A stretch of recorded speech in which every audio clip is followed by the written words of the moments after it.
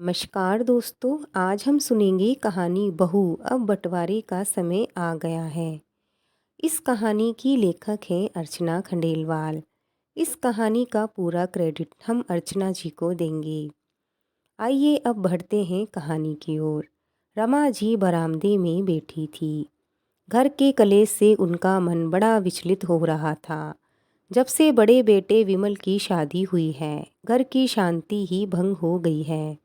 ये तो छोटी बहू शांत स्वभाव वाली है, जो सब संभाल लेती है, वरना घर में रहना ही मुश्किल हो जाता है। विमल की पत्नी शशि स्वभाव की थोड़ी तेज और मुंहफट है। उसकी बातें सामने वाले का पानी उतार देती है। जब वो बोलती है तो छोटे और बड़ों का लिहाज भूल जाती है। भी आज ही की बात देख लो। छोटी बहू रीना के मायके से उसका छोटा भाई मिलने आया था, तो उन्होंने गाजर का हलवा बना रखा था, तो वो ही परोस दिया और समोसे बाजार से मंगवा दिए थे। तो उसी बात पर शशि ने बवाल खड़ा कर दिया, ये देखो, ये तो छोटी बहू से ज़्यादा लाड़ करती है।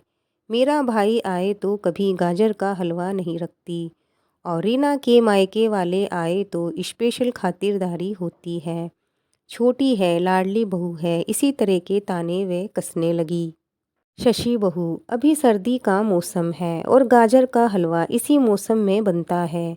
ये तो बना रखा था तो परोस दिया, स्पेशल तो नहीं बनाया था। रमा जी ने समझाने की कोशिश की, पर वो समझना ही नहीं चाहती थी। जब से उन्होंने छोटे बेटे कमल की शादी की थी, तब से ही शशि की बोली कुछ ज़्यादा ही बढ़ने लगी थी। ओहो, गोद में 21 साड़ियाँ चढ़ा दी। मेरी गोद भराई में तो आप लोगों ने 15 साड़ियाँ ही चढ़ाई थी। इसकी गोद भराई में 6 साड़ी ज़्यादा क्यों चढ़ाई? अब वो समझना ही नहीं चाहती थी। उसकी गोद भराई में उसकी चचेरी फूफेरी और ममेरी नंदें कंवारी थी। उसकी शादी के बाद 5-6 नंदों की शादियां हो चुकी हैं, तो उन्होंने भी अब शादी के बाद अपनी तरफ से होने वाली भाभी के लिए साड़ियां भेजी हैं। इसीलिए साड़ियां बढ़ गई हैं। वो बेमतलब की तुलना करती रहती है। शादी में जो जेवर चढ़ाए थे उसके लिए भी शशि ने बोल ही दिया था, छोटी को जेवर ज़्यादा चढ़ाया है और डिजाइन अलग है और नई भी है। इसी बात को लेकर घर में बहस खड़ी हो गई थी। शशि ये समझने को तैयार ही नहीं थी कि उसकी शादी को 5 साल हो गए थे, और 5 साल में तो बहुत कुछ बदल जाता है। रही जेवर की बात, तो छोटी बहू के पति कमल की अच्छी नौकरी है और उसने अपनी तरफ से कुछ सोना खरीद कर रीना को दे दिया। पर शशि को तो हर चीज में तुलना और बराबरी करने का भूत सवार था। एक दिन सिर पर पल्लू ना देखकर वो भड़क गई। क्या बात है, वाह!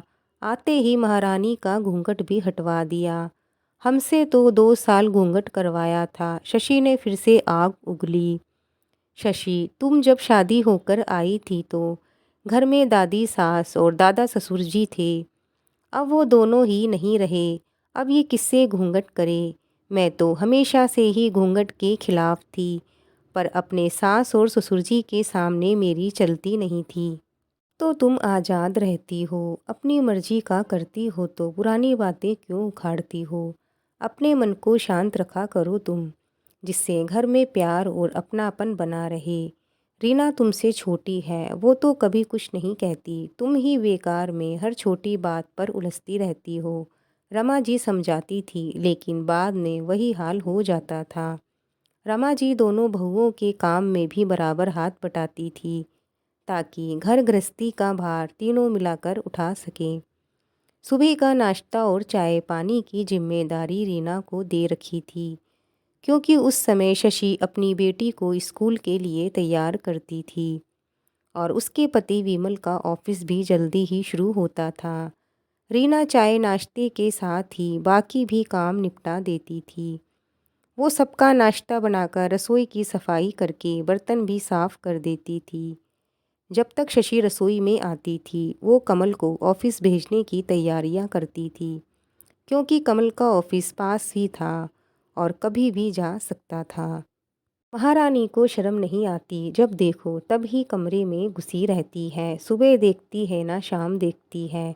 शशि की बड़बड़ शुरू हो जाती थी। उसे तो सुबह भागदौड़ रहती थी और रीना को कोई जल्दी नहीं होती थी, तो इस बात से भी वह चिढ़ा करती थी। दोपहर के खाने की जिम्मेदारी रमाजी और शशि मिलकर करते थे, क्योंकि तब तक रीना झाड़ू पोछा बर्तन और कपड़ों का काम करके थक जाती थी। रीना शशि से ज़्यादा ही घर का काम करती थी।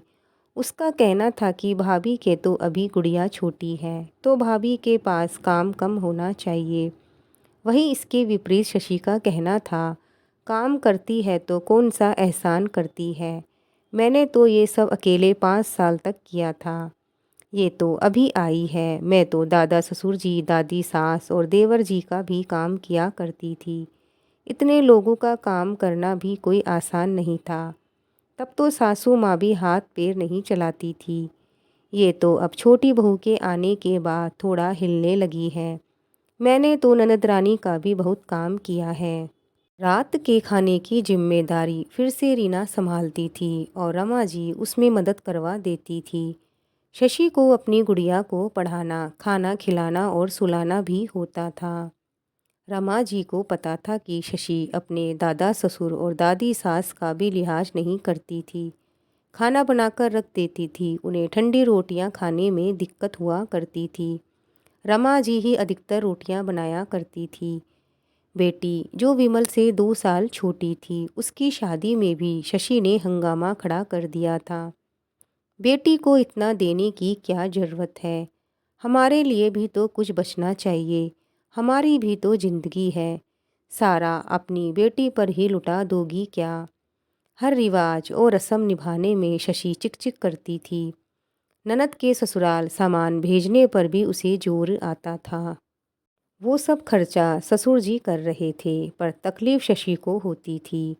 ननद का शादी के बाद आना भी शशि को कम जमता था, तो वो बहुत खास मौके पर बुलाने पर ही आती है। रमा जी घर की सुख शांति के लिए अधिकांश चुप ही रहती है, और शशि अब सबके सिर चढ़ गई थी और अपनी ही मनमानी किया करती थी। एक दिन पता चला कि रीना गर्भवती है, उसके बच्चे होने में कुछ समस्याएं आ रही हैं और डॉक्टर ने उसे आराम करने के लिए बोला है। 9 महीने बेड रेस्ट। तो घर में भूचाल मचा दिया शशि ने। शशि का बड़बड़ाना चालू हो गया, बच्चे मैंने भी किए हैं, पूरे 9 महीने काम किया है, सबकी सेवा की है, और इसे देखो आते ही बिस्तर पकड़ लिया। अच्छा उपाय सोचा है घर के कामों से बचने का। अब तो 9 महीने में इसकी सेवा करूं। मैं कह देती हूँ ये सब बहानेबाजी है और मैं कुछ नहीं करने वाली। इसे इसके मायके भेज दो। शशि, डॉक्टर ने ये सब बोला है, रिपोर्ट आई है, रीना कोई बहाना नहीं कर रही है। फिर हम सब एक परिवार हैं, परिवार के सुख दुख को सबको मिलकर सहने होते हैं। रीना ने जितना हो सकता है इस घर के लिए, हम सब के लिए किया है। अब उसे हमारी ज़रूरत है, हम इससे मुंह नहीं फेर सकते हैं। इसकी तो माँ भी नहीं है, पापा ने ही अकेले पाला है, तो वो भी कैसे करेंगे। रमा जी ने समझाना चाहा, लेकिन हमेशा की तरह शशि समझना ही नहीं चाहती थी। उसे लगता था मैं जेठानी होकर देवरानी की 9 महीने सेवा क्यों करूं। रीना की देखभाल का जिम्मा अब रमा जी ने संभाल लिया था। शशि से ये भी बर्दाश्त नहीं हो रहा था। एक दिन वो अपनी पड़ोसन को कहती है, क्या करूं बहन, मेरी तो किस्मत ही ऐसी है, ना सास ढंग की मिली और ना ही देवरानी ढंग की मिली है। दोनों ने आपस में साठ गांठ कर ली है और मेरी छुट्टी कर दी है। सास देवरानी पर जान देती है और देवरानी सास के गुणगान करती रहती है। मेरी तो कोई अहमियत ही नहीं है घर में। ना बहू के रूप में प्यार मिला, ना ही जेठानी बनकर आराम मिला। अभी महारानी जो पलंग पर लेटी हुई है उसे खाना देकर आई हूँ। यहाँ तो सास मुझे देवरानी की भी सेवा करनी पड़ रही है। शशि की सारी बातें रमा जी ने अपने कमरे की खिड़की से सुन ली और वो हैरान हो रही थी। बात कुछ भी नहीं थी, फिर भी बहू पड़ोसियों को घर की बातें बता रही थी।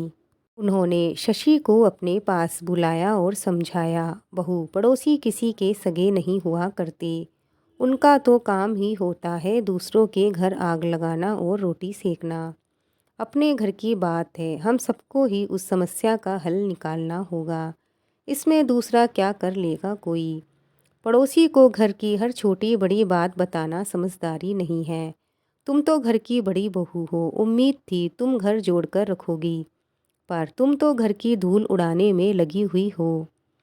उसी रात को रमा जी और उनके पति ने मिलकर फैसला किया, घर का बंटवारा कर देते हैं, क्योंकि बड़ी बहू तो कोई भी बात समझाने पर समझती नहीं है। दिन भर तानों से घर का माहौल खराब रहता है। अभी तो बच्चा हुआ नहीं है, और जब बाद में बच्चा होगा तब भी तो रीना उसकी देखभाल में व्यस्त हो जाएगी। तो फिर कौन घर का काम संभालेगा। रोज ही घर में कलेश बना रहेगा। अभी तो छोटी बहू चुप रहती है, पर कभी ना कभी तो वो भी अपना मुंह खोलेगी और अपने हक के लिए भी बोलेगी। इस तरह घर में कलेश रहेगा तो बच्चों पर भी गलत असर पड़ेगा और बच्चों की सही तरह से परवरिश नहीं हो पाएगी। दोनों बच्चे कमाते हैं, अपना अपना घर बार संभाले। अगले दिन सुबह चाय के वक्त सारा परिवार इकट्ठा बैठा हुआ था, तो रमा जी के पति ने कहा, बहू अब बंटवारे का समय आ गया है। शशि और रीना हैरान थे। तभी वो आगे बोले, विमल और कमल, घर का ये जो माहौल रहता है ये ठीक नहीं है। घर में प्यार की जगह टकरार सी बनी रहती है।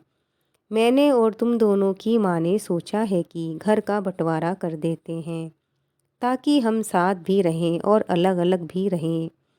किसी एक बहू पर सारे घर की जिम्मेदारी ना आए और दोनों बहुएं अपने घर को संभाले। ससुर की ये बात सुनकर शशि बड़ी खुश हो गई। वहीं रीना का चेहरा उतर गया और वो बोली, पापा जी आप कुछ भी बंटवारा कर दीजिए, पर मम्मी जी और आप मेरे हिस्से में ही रहना। मैंने बहुत कम उम्र में अपनी माँ को खो दिया था। अब मम्मी जी ही मेरी माँ हैं, मैं इनसे अलग नहीं रह पाऊँगी। मैं अपना पूरा परिवार चाहती हूँ, जिसमें मेरे साथ आप दोनों भी रहेंगे।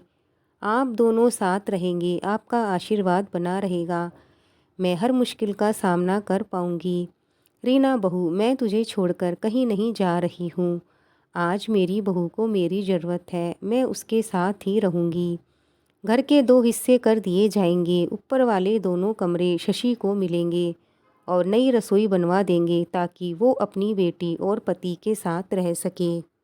शशि अंदर ही अंदर बहुत खुश थी, क्योंकि अब उसे देवरानी की सेवा नहीं करनी पड़ेगी। वो अपनी बच्ची को और पति को ही संभालेगी। कितनी आज़ाद हो जाएगी। रमा जी ने आगे कहा, नीचे के 3 कमरे और रसोई हमारे हिस्से में आएंगे, क्योंकि छोटी बहू के साथ हम भी रहेंगे तो एक कमरा हमारा भी तो होगा। विमल और कमल, तुम दोनों को हर महीने कुछ पैसे हमें देने होंगे, ताकि हमारा भी हाथ खुला रहे। हमें अपने बेटों पर निर्भर नहीं रहना पड़े। दोनों ने घर का बंटवारा कर दिया। शशि ने घर से बहुत सी चीज़ें ले ली। रीना ने भी कह दिया, भाभी आपको जो भी सामान चाहिए वो आप ले सकती हैं। रमा जी ने भी अपनी सहमति दे दी थी। किसी भी तरह से बस शशि खुश रहे और घर में शांति बनी रहे। रीना की सास ने पूरे 9 महीने उसकी पूरी अच्छी तरह से देखभाल की और उसने 9 महीने बाद एक बेटे को जन्म दिया। और रमा जी के साथ रहने से उसे बच्चा पालने में जरा भी परेशानी नहीं हुई। वहीं अब शशि की हालत खराब हो गई। उसे सुबह का नाश्ता खाना भी बनाना होता था। वही वक्त था गुड़िया को तैयार करने का और विमल के ऑफिस जाने का। शशि को अब अलग रहने का पछतावा हो रहा था, क्योंकि पहले तो रीना और सासू माँ उसकी मदद कर देती थी, पर अब वो अकेली ही रह गई थी। दोस्तों, घर में बहू समझदार आ जाए तो शांति बनी रहती है, वरना कई बार रिश्ते बनाए रखने के लिए कड़वे घूंट पीने पड़ते हैं। घरों में छोटे ज़्यादा समझदारी से काम लेते हैं, वहीं बड़े बात बात पर हंगामा खड़ा कर देते हैं। घर में बुजुर्ग साथ हो तो कई समस्याएं अपने आप हल हो जाती हैं। अगर बंटवारा करके घर में शांति बनी रहे तो हमें बंटवारा कर देना ही चाहिए। दोस्तों, ये कहानी यहीं पूरी होती है। आपको आज की कहानी कैसी लगी हमें लाइक और कमेंट करके ज़रूर बताएं। अगर आप हमारे चैनल पर नए हैं तो हमारे चैनल को सब्सक्राइब ज़रूर करें। मिलते हैं और एक नई कहानी के साथ।